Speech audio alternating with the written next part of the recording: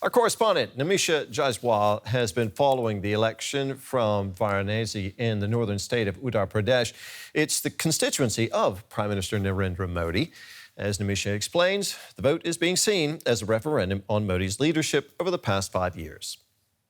It is the final hour of the final day of polling in India's mammoth 7-phase election. We are standing at a polling station in the holy city of Varanasi, which is also a prestigious constituency because Prime Minister Narendra Modi is standing for re-election from here.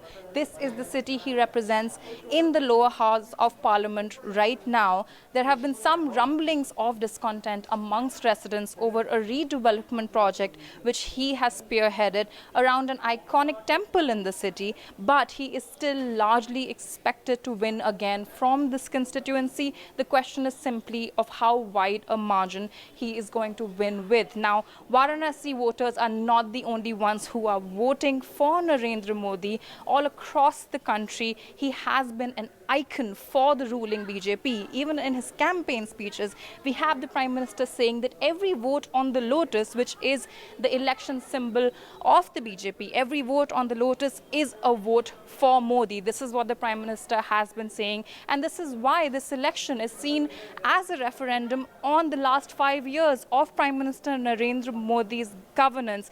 Now, of course, on the opposition end, we have the Indian National Congress led by Rahul Gandhi, but these two parties and these two players are not the only ones which are relevant. Regional parties are expected to play an important role, as many political analysts believe that a coalition government will form the government at the center, unlike the majority government that Prime Minister Narendra Modi is leading right now. Even today, there have been reports of opposition party leaders holding meetings, perhaps to figure out a pre-poll alliance to find a way to take power. But finally, after 6 long weeks, these weeks and perhaps months of speculation about who the next Prime Minister will be is coming to a close. It is just 4 days to go for the results. We will be finding out if the country thinks that Prime Minister Narendra Modi should be awarded a second term, or if the national mandate will favor the challenger from the opposition, Rahul Gandhi, or perhaps another candidate